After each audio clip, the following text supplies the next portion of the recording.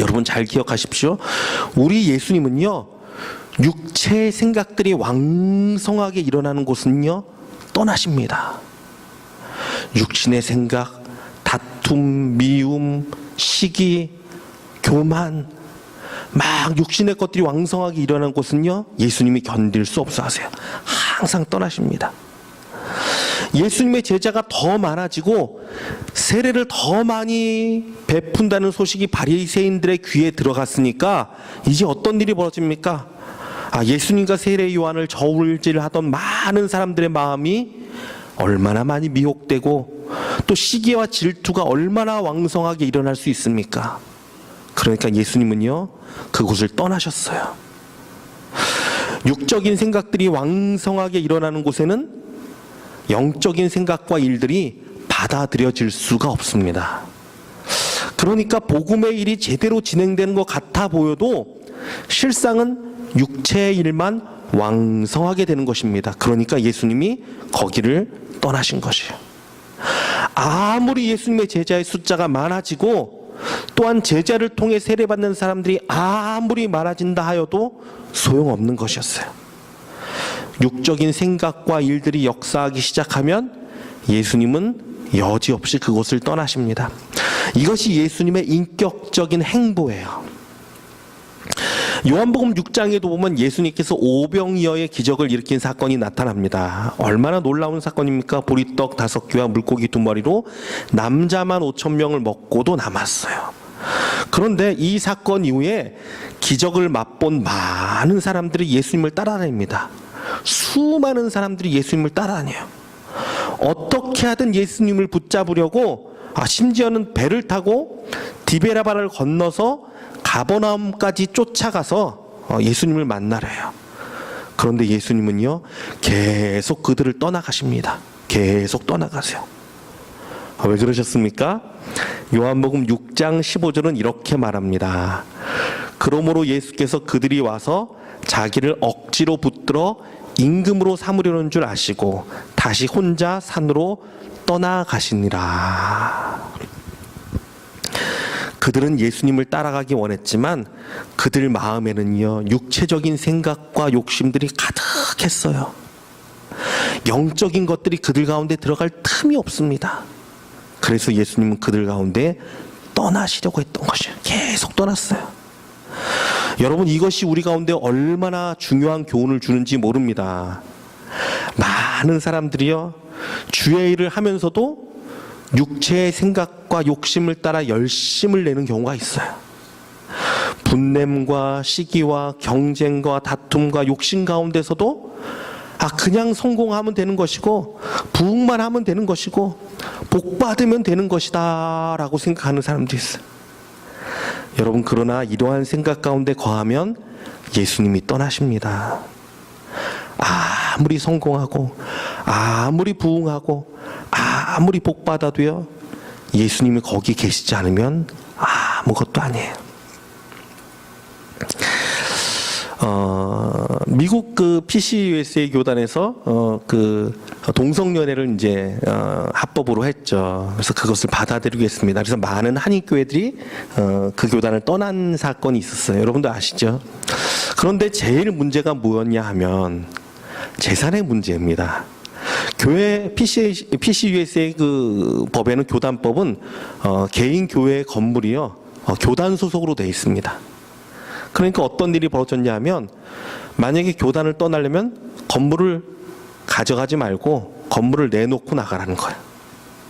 많은 교회들이 그래서 그냥 그대로 그 주저앉은 경우가 참 많이 있습니다. 그래도 그 가운데서 정말 아름다운 교회는요, 다 내려놓고 떠납니다. 건물이 없어도 교회는 건물이 중요한 게 아니니까. 그런 교회들이 있었어요. 얼마나 복된 교회인지 몰라요. 사랑하는 성도 여러분, 교회는요, 세상적인 육신적인 그런 일들이 막 왕성하게 일어나면요, 그것을 피해야 돼요. 막 부딪히고 싸우는 게 아니에요. 교회는 그래서 항상 거룩한 하나님의 성품만이 나타나야 돼요. 이것이 온전한 교회고 이것이 온전한 하나님이 거하시는 곳입니다.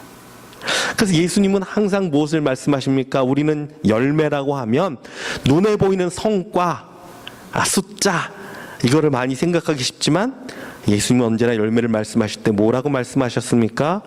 사랑과 화평과 희락과 오래 참과 자비와 양성과 충성, 온유, 절제.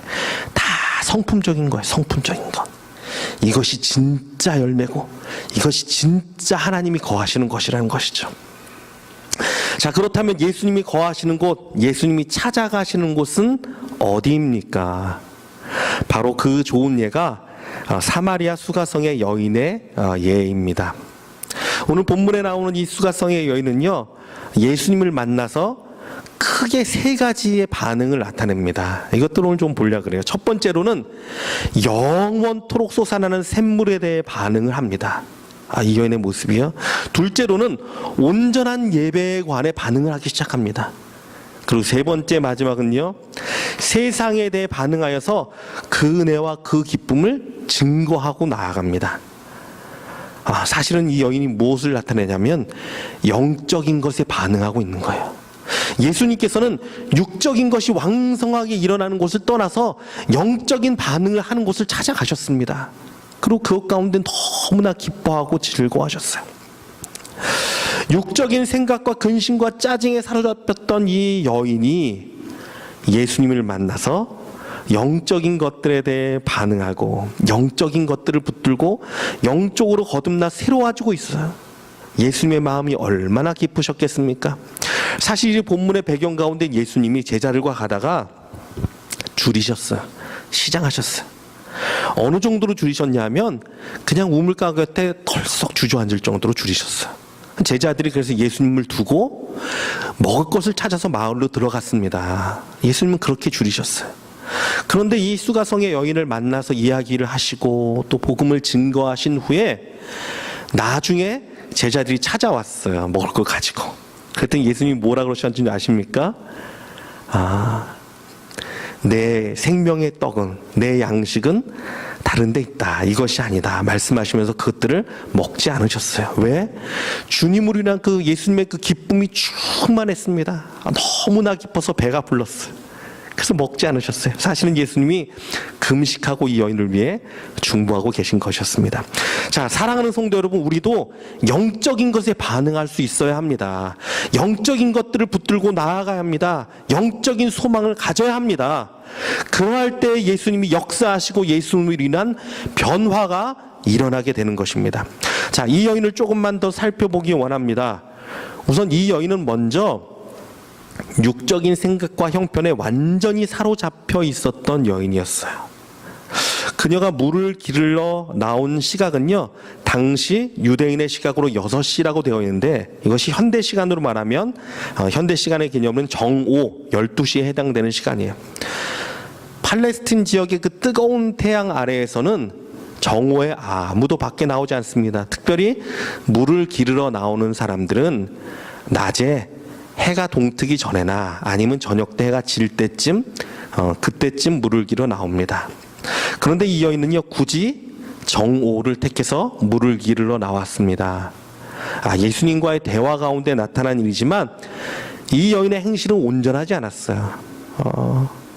너가 남편이 5이나 지금 있는 자도 내 남편이 아니다 라고 말씀하셨으니까 최소한 이 여인의 남편은 6명이 넘어가는 거겠죠. 그러니까 아마도 이 여인은요, 사람들의 시선을 피해 그 더운 날씨에 물을 기르러 나오지 않았나 생각됩니다. 복잡한 가정사와 깨어진 대인관계, 이 여인의 생각 가운데 얼마나 근심과 세상의 많은 생각들이 자리를 잡고 있었겠습니까? 그래서 이 여인의 태도도 보면은 매우 신경질적이고 날카롭고 예민합니다. 세상에 찌들리고 찌들린 그 성격이 그대로 나타나요. 대화 가운데. 예수님이 물 좀 달라라고 말씀하시니까 이 여인 대답은 이렇죠. 당신은 유대인으로서 왜 사마리아 여인은 나에게 물은 달라 하십니까? 하고 쏘아붙이기도 하고, 이 우물은 우리 조상 야곱이 우리에게 준 것인데 당신이 야곱보다 큰 사람입니까? 하고 비꼬기까지 했습니다. 하지만 영원토록 솟아나는 샘물, 그 생수에 관해 관심을 가지기 시작해요. 여러분, 이 생수는 무엇입니까? 하나님의 은혜이자 값없이 주시는 성령의 샘물이에요. 끊임없이 솟아나는 하나님의 영적인 축복이에요. 이 여인이 이것에 대해 반응하기 시작합니다. 사랑하는 성도 여러분, 이것이 우리가 가져야 할 첫 번째 단계예요. 하나님의 값없이 주시는 은혜와 성령의 관심을 가져야 합니다. 끊임없이 솟아나는 성령의 은혜에 반응을 해야 돼요. 이것이 반응해야 돼요. 지난주 우리가 수련회로 1박 2일 이제 갔다 왔습니다. 우리 교회 전교인 수련회로 갔다 왔는데 그 가운데 나눈 말씀이 그것이죠. 탕자의 비유에 대한 얘기를 나눴습니다. 여러분 기억하시는 분 기억하실 거예요. 탕자가 자기의 정체성을 발견한 때가 언제였습니까? 바로 아무것도 없이 다 탕진하고 정말 죄인처럼 아버지 앞에 나아갔을 때, 나는 이 집의 아들이라 말할 자격도 없다라고 생각했을 때 무엇을 깨닫게 되었습니까? 아버지에게 나는 이러한 죄를 져도 사랑받는 존재이구나. 내가 아무리 못된 일을 하고 내가 아무리 죄를 저질러도 아버지에게 나는 그 사랑받는 존재이구나. 가장 좋은 옷을 입혀라. 가장 좋은 신을 신겨라. 손에 가락지를 끼워라. 무엇입니까? 가장 좋은 성령의 두루마리를 우리에게 입히시고 가장 좋은 복음의 신을 우리에게 신기시고 왕의 권세를 나타내는 그 가락지, 반지를 우리 가운데 끼우시는 분. 왜? 우리의 행위를 보지 않고 우리의 행위대로 주 앞에 나아가면 쓸자가 없지만 우리의 존재를 사랑하시고 너는 내 사랑하는 아들이다. 너는 나의 기뻐하는 자다. 말씀하시고 그 존재로 인해서 가장 좋은 것을 주시는 분, 그 주님을 만나고 그 아버지를 만났을 때 자기의 정체성을 발견하게 됐어요. 사랑하는 성도 여러분, 우리가 이것에 반응해야 합니다. 우리가 내 공로로 내 열심으로 하나님의 사랑을 받는 것이 아니에요. 내 노력으로 하나님의 은혜에 이르는 게 아닙니다. 오히려 내가 가장 멀리 있을 때 하나님으로부터, 내가 가장 하나님으로부터 멀리 떠나 있을 때 그 가운데서도 주님, 내가 주님 앞에 나아갑니다 할 때 우리 주님은요, 그래, 너는 나의 가장 사랑하는 아들이다. 너가 어떤 일을 벌였어도 나의 가장 귀한 아들이다. 그리고 성령을 주시고 은혜를 주시고 생수를 우리 가운데 주십니다. 여러분, 이 은혜를 받아 누리길 주님의 이름으로 축원합니다. 정말 날마다 이 은혜 가운데 거하기를 원해요. 날마다 그 은혜를 묵상해야 돼요. 날마다 그 사랑을 묵상해야 돼요. 날마다 이 주님 앞에 나아가야 돼요. 새벽에 나와 기도할 때도 하나님, 내가 왔습니다. 하나님, 내가 못나도 하나님 사랑하시죠. 그 성령의 두루마리 나에게 오늘도 입혀주세요. 그 축복 나에게 부어주세요. 그 사랑 나에게 부어주세요. 날마다 그 은혜 가운데 거해야 돼요. 여러분, 우리가 부모님을 섬길 때 어떻습니까? 자식이 부모를 사랑하는 것과 부모가 자식을 사랑하는 것은요, 감히 비교할 수가 없습니다. 어떻게 그걸 비교합니까? 부모의 사랑은 정말 비교할 수 없는 그 값없는 은혜고 사랑이죠. 그래도 여러분, 부모의 사랑이 완전하지가 않죠. 그렇죠. 사람이기 때문에 완전하지 않습니다. 그러니까 자녀가 어떻습니까? 마음을 열기 전에는요, 그 사랑을 받아들이질 못해요. 마음이 닫혀 있으면 부모의 온전치 못한 모습, 부모도 온전치 못한 사람이니까 그 모습만 눈에 들어와요. 우리 엄마는 왜 그러나, 우리 아버지는 왜 이러나, 그것만 들어와요. 그러나 마음을 열어보면 정말 그 사랑을 받기 시작하면요, 그 사랑을 깨닫기 시작하면, 야, 정말 부모의 사랑을 내가 어떻게 헤아릴 수 있는가? 내가 부모를 사랑하는 것과 부모님이 나를 사랑하는 것과 정말 견줄 수가 없구나. 그 사랑을 누릴 수가 있어요. 여러분, 우리 신앙도 마찬가지입니다. 하나님의 사랑에 우리가 반응을 해야 돼요. 그 은혜에 우리가 반응을 해야 돼요. 정말 값없이 부어주시는 성령, 날마다 샘솟는 그 생수, 여러분, 이것은 무엇입니까? 끊임없이 우리 가운데 부어지는 성령의 은혜, 끊임없이 우리 가운데 솟아나는 성령의 축복들. 여러분, 이것에 반응할 수 있는 자가 되길 주님의 이름으로 축원합니다. 그래서 제가 계속 요즘 설교하면서 이야기하는 주제가 무엇이에요? 먼저 받아야 된다는 거죠. 우리 하나님으로부터 그 은혜를 누려야 되고 그 사랑에 충만하게 적셔야 되고 날마다 그 은혜를 생각하고 기뻐하며 거해야 된다는 것이죠. 이것이 첫 번째 단계예요. 이것이 우리 가운데 충만해야 돼요. 자, 두 번째로 이어갑니다. 두 번째는요, 이 여인이 반응을 나타낸 것이 바로 예배에 관한 말씀이에요. 예배에 관한 부분이에요. 여인은요, 예수님께 물었습니다. 과연 어떤 장소의 예배가 온전한 예배입니까? 우리 조상들은 이 산 사마리아에서 예배하였는데 당신은 예루살렘이라 하더이다. 과연 어디입니까? 이 여인의 관심은 어느 장소가 온전한 예배냐라는 것입니다. 그런데 예수님은 진정한 예배의 모습이 이거다라고 말씀하셨는데 바로 이것이죠. 바로 예배는요, 장소와 시간에 속한 것이 아니라 바로 영에 속하였다라는 것을 깨닫게 해주십니다. 요한복음 4장 24절의 말씀입니다. 하나님은 영이시니 예배하는 자가 영과 진리로 예배할지니라. 무엇입니까? 예배는요, 철저하게 영에 속한 일이에요. 영에 속한 일이에요. 자, 아까 말씀드린 대로 첫 번째로 우리가 반응해야 할 것은 그 은혜와 성령의 축복과 값없이 주시는 그 성령이라고 말씀을 드렸어요. 두 번째로 우리가 반응해야 될 것은 바로 영적인 예배에 관한 것입니다. 예배는 철저히 영에 속한 것이기 때문에 우리의 영적인 상태는요, 그 예배에 고스란히 나타나게 돼 있어요. 고스란히 드러납니다. 예배에 집중하지 못하고 찬양에 집중하지 못하고 말씀 듣는 것에 집중하지 못하는 문제들은요, 바로 내 영적인 모습을 그대로 나타냅니다. 그대로 보여지게 돼 있어요. 예배도요, 한 번 빠지기 시작하면요, 계속 빠지게 돼요. 계속 빠지게 돼요. 예배에 늦는 사람은요, 항상 무슨 일이 생겨요. 항상 예배 나오기 전에 무슨 일이 생겨요. 일찍 올 수가 없습니다. 왜 그렇습니까? 사단이 그렇게 만들어요.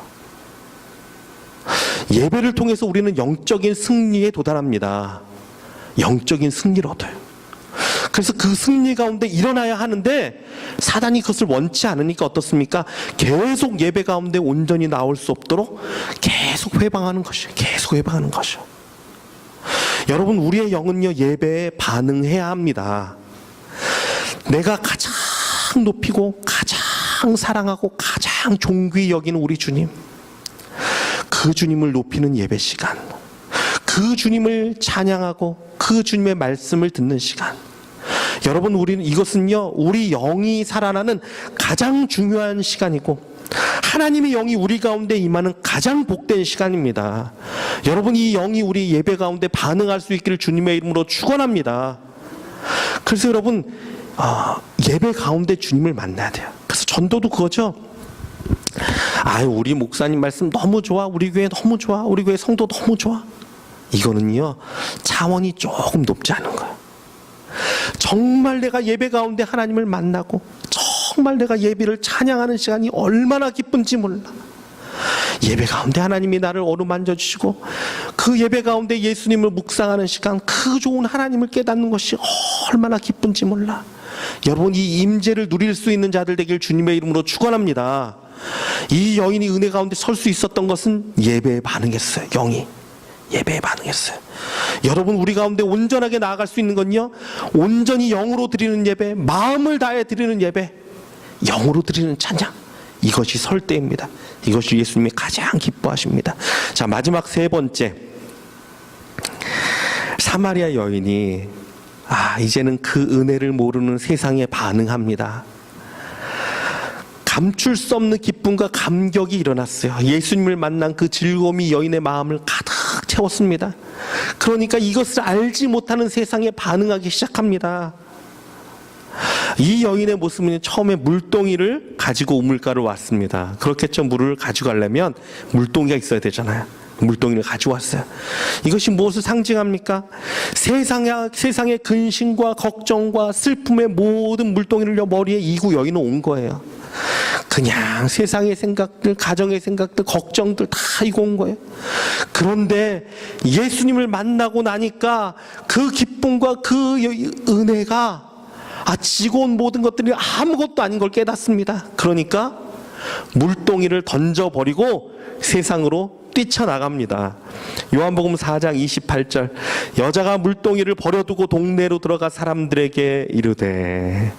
여러분, 우리의 근심과 우리의 세상의 여러 가지 것들, 우리의 욕심과 우리의 그 질투와 또한 우리의 그 투기와 여러 가지 세상의 육체적인 모든 것들 다 그리스도의 보혈 가운데 내던지길 주님의 이름으로 축원합니다.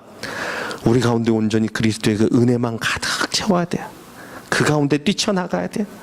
그 가운데 세상에 나가야 돼요. 육적인 생각과 근심에 사로잡혔던 여인이 예수님을 만나서 완전히 바뀌었어요. 그래서 그 은혜를 붙들고 뛰쳐나갑니다. 얼마나 예수님이 기뻐하셨을까요? 제가 지난주에 어느 분을 만났는데, 여러분 혹시 그 EM이라고 들어보셨습니까? 그게 있다 그래요. 그래서 뭐 효소인데 몸에 좋은 효소, 인체에 유익한 효소, 막 이것들을 이야기하는데, 이분이 그 EM에 대한 효과를 많이 이렇게 받았다는 거예요. 많이 봤다는 거예요. 그러니까 저를 붙들고 막 전도하기 시작합니다. EM을 뿌렸더니 개 털도 빠지지 않고, EM을 뿌렸더니 냄새도 사라지고, 음식물에 그걸 뿌리니까 그것이 거름이 되고, 막 열심히 얘기하는데, 제가 웬만해서는 그런 거에 넘어가지 않아요. 웬만해서는 아무런도 꿈쩍도 안 하는데, 아니 이게 값도 싸다는 거예요. 이것을 또 쌀뜨물을 부으면은 계속 배양을 할 수 있어서 걱정도 없고 막 얘기를 한참 하는데, 제가 계속 그 얘기를 듣다가 집에 와서 문득 보니까 나도 모르게 그걸 찾고 있어요. 이게 뭔가 어디서 할 수 있나. 여러분, 세상의 것도요, 내가 정말 그것에 대해 기쁨을 알고 내가 그것에 대해 좋아하면요, 견딜 수가 없어요. 막 알리고 싶어요. 그걸 진심으로 알면요, 나도 관심을 가지게 돼요. 이 사람이 이걸 나한테 팔아먹으려고 그러나? 그러면요, 전혀 받아들이지 않아요. 근데 진짜 이 사람이 기뻐하니까 나도 와서 나도 모르게 이게 뭐지? 보게 되는 거예요. 여러분, 복음이 무엇입니까? 우리 교회 부흥시켜야 돼. 우리 교회가 뭔가 잘 돼야 돼. 그러니까 전도해야지. 우리 교회 사람들이 많이 와야 헌금도 그러니까 사람들 전도해야지. 여러분, 이런 생각하지 마세요. 이건요, 육체적인 열심이에요. 그거 하나님 원치 않으세요. 정말 내 안에 예수 그리스도라는 기쁨이 넘쳐야 돼요. 하나님을 예배하는 것 같은 감격이 넘쳐야 돼요. 그래, 예수님은 나를 사랑하는 분이지. 내가 아무것도 없이 정말 이 예배가 나왔는데, 정말 내가 정말 죄인의 모습으로 이 예배 가운데 나왔는데, 예수님은 나에게 성령의 두루마리를 입혀주시고 그냥 나의 존재로 인해서 축복하고 사랑하시는 분이지. 그 기쁨이 내 안에 막 넘쳐 흐르면요, 견딜 수가 없어요. 세상에 반응하게 됩니다. 한번 나와봐. 정말 하나님 예배해봐. 그분이 얼마나 좋으신 분인지, 얼마나 기쁨이 넘치는지. 내가 정말 전에는 세상에 찌들려서 걱정과 근심과 낙심 가운데 있었는데, 예수님을 만나니까 이제는 그거 다 주님 앞에 내려놨어. 우리 주님 앞에 다 내려놓고 이제는 나는 그 좋으신 주님을 묵상하고 사니까 내 안에 기쁨이 있고 감사가 있고 얼마나 좋은지 몰라. 여러분, 이 기쁨이 충만하길 주님의 이름으로 축원합니다. 이 은혜가 충만해. 이것이 진짜 교회예요. 이것이 주님이 역사하는 곳이에요. 사람의 욕심과 사람의 것들로 막 넘쳐서 갈라서고 쪼개지고 싸우고 이게 아니라, 정말 예수님의 성품이 나타나고 그 은혜가 나타나고 그 사랑이 나타나고 그 주님을 묵상하는 것들이 나타나는 교회. 여러분, 이러한 교회가 우리 교회 되길 주님의 이름으로 축원합니다. 저와 여러분 가운데 이렇게 영적으로 반응하는 이들이 더욱더 충만하게 일하길 주님의 이름으로 축원합니다. 그러면 반드시 예수님 우리 가운데 거하십니다. 반드시 찾아오십니다. 우리 예수님은요, 그 많은 사람들이 따랐던 유대를 떠나서 멀리 오직 한 사람, 그 영에 반응하는 사마리아 여인 한 사람을 만나기 위해 그 먼 길을 찾아오신 분이에요. 그러니 우리 가운데는 어떻겠습니까?